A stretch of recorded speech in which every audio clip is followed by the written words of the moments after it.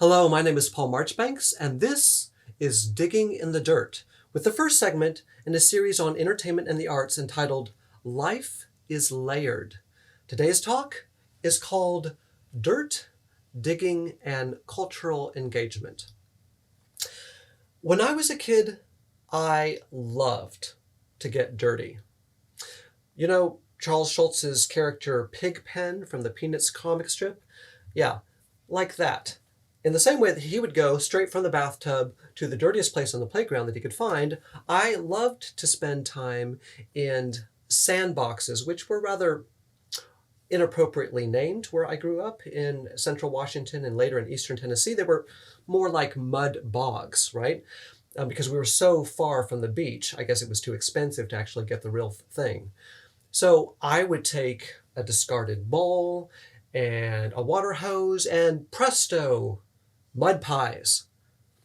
Little did I know that actually some restaurants specialize in mud pies that with a two D's that are rather edible. That rocked my world, kind of shook me and my worldview when I was an adult to learn this. As I grew up, I was a little bit more enamored of hardened, dried dirt mounds. I remember a friend and I in sixth grade and seventh grade taking these really large mounds and digging tunnels through them so that our battery-powered 4x4 stomper Jeeps could explore the different cavernous regions that we had created. Fast forward into my early adulthood, and suddenly dirt isn't so cool. Romance is not facilitated by dirty hands at every stage, right? And so I took to taking showers multiple times, sometimes twice a day, depending on my workout schedule, and to ensuring that my piano students also were cleaning their fingers before they stepped up to my piano and dirtied them with the dirt from the outdoors. I also learned that, if you want to keep your screen immaculate, and I do when I'm working on a laptop, it behooves you to clean your hands so that you're not transferring the oils from your fingers to the screen when you close it. So I am all about cleaning. It's gotten to the point where sometimes I get up from the dinner table to clean my hands more than a couple times. Depending on the meal, apparently cloth napkins are not good enough for me. So I avoid dirt. The closest I've ever had to a gardener's green thumb is a rather distended colored yellow and purple finger that I wore for a few months following an injury on the basketball court. Now, despite my current fastidiousness, my avoidance of dirt and potting plants and so on, I leave that to Tracy. I have, I think, brought into adulthood a few lessons learned from digging in the dirt as a kid. One, and I learned this every time Dad and I went fishing, right? Before we would head out on this little boat that he had, we would spend time in the front yard digging up the turf, trying to find those really juicy grubs, right? The larvae of beetles, and what he called night crawlers, right? Really juicy worms that we could also put on the ends of our hooks. I also learned through the gardening of my parents, and I was involved a little bit, usually with weeding, which is probably why I don't have a green thumb, that in their 3 vegetable gardens and their flower gardens, that trying to get a plant to flourish, to bloom, requires digging a certain depth, right? You don't want to go too far. When we were planting dried peas, for instance, in Dad's garden, you want to go far enough that the birds aren't going to swing by and pluck it out of the ground, but also not so far that it can't, when it sets up shoots, that they don't reach the sun, right? So finding the right depth was an important thing I learned. And then, there was this book by Al Perkins, The Diggingest Dog, illustrated by Eric Gurney. I read this over and over and over again as a really little kid. I loved it, and I read it to my kids as well when they were growing up. 3 lessons that I learned from this book, including the idea that digging can impress other people. Also, that if you dig too fast and too deeply, you can imperil yourself. You can actually put yourself in harm's way. So the best thing to do is to dig in moderation, to dig in a way that benefits others and yourself, that creates community and actually brings beauty into the world. Now, as a child, I didn't think about the possible applicability of these ideas to the real world, to the adult world, but I think that there are some ways in which these lessons are applicable metaphorically. So, a big one. Surfaces, which we often rely on, can be incredibly deceptive. Now, this applies to physical objects. If you just think about Disney Studios' Hollywood backlot, if you've ever been on the little tour, you discover very quickly that these incredible facades have literally nothing behind them, right? Or when I was a little kid and I got a chocolate bunny in my Easter basket and realized that it was not solid. You break into it and realize, oh, there's actually less here than I thought at first glance, right? Another example of surfaces being deceptive. And of course, the strongest buildings in appearance can actually be death traps. There was a Brazilian accident back in '74, I believe, in which a building went up in flames because there was no sprinkler system, right? And over 179 people were killed. Surfaces can also be deceptive when it comes to an event and to understanding what's actually going on in our world. Now, anytime we get information, I think this is pretty obvious, it's biased, right? It doesn't matter who is telling us what. There's going to be certain elements of the events that they're relaying to us that are withheld, right? That just don't make a compelling part of the story, or they might seem extraneous, something that can be dropped, right? So there's a selective process going on anytime someone tells us about an event.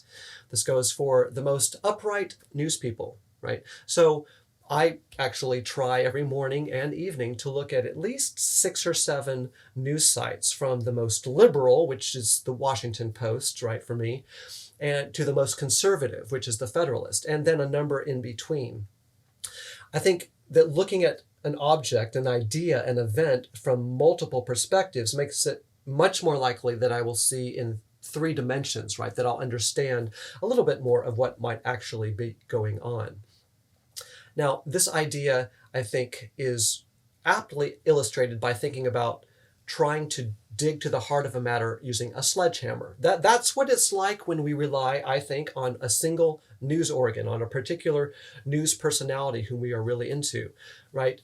Just trying to get through the surface with one person's perspective, a blunt perspective, right, is like using a sledgehammer to try to dig a hole.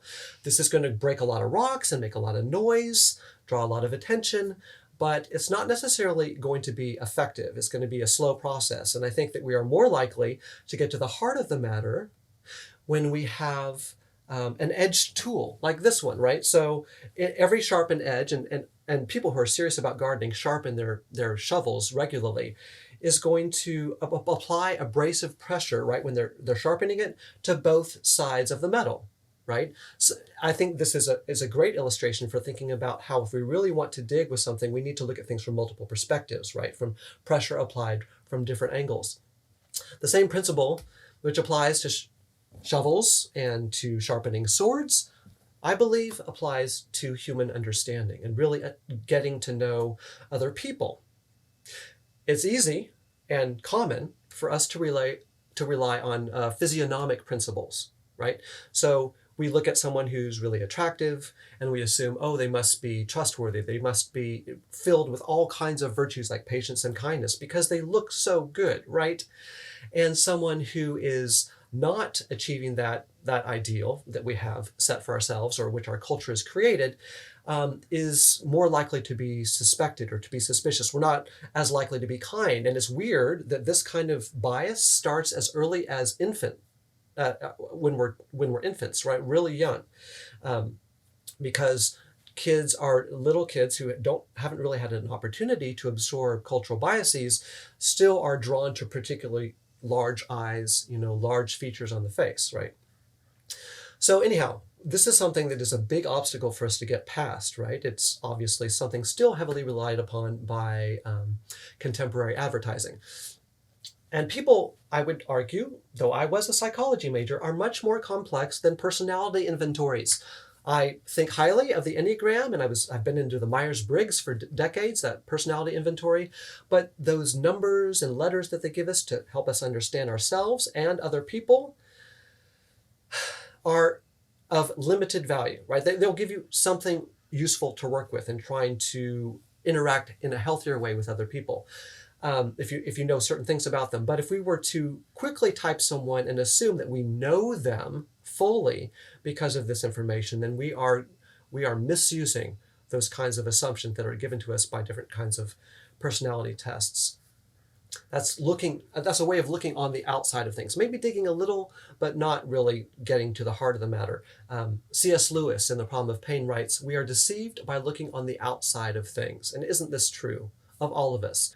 Now, I think these principles are equally applicable to the kind of entertainment that we engage in, the kind of arts that we are patrons of, right? Our tendency is going to be to read books or to watch movies that make us feel good, right? That kind of bring us into this internal equilibrium where we're at peace. We like to relax when we're looking at books and films. And this can lead to our seeking out essentially echo chambers that echo back to us our own sentiments and our own ideas on various topics. And this is not necessarily the best thing for us long term, right? Flannery O'Connor writes, and she's a Southern American storyteller, quote, "I find that everybody approaches the novel according to his particular interest. The doctor looks for a disease. The minister looks for a sermon. The poor look for money, and the rich look for justification. And if they find what they want, or at least what they can recognize, then they judge the piece of fiction to be superior."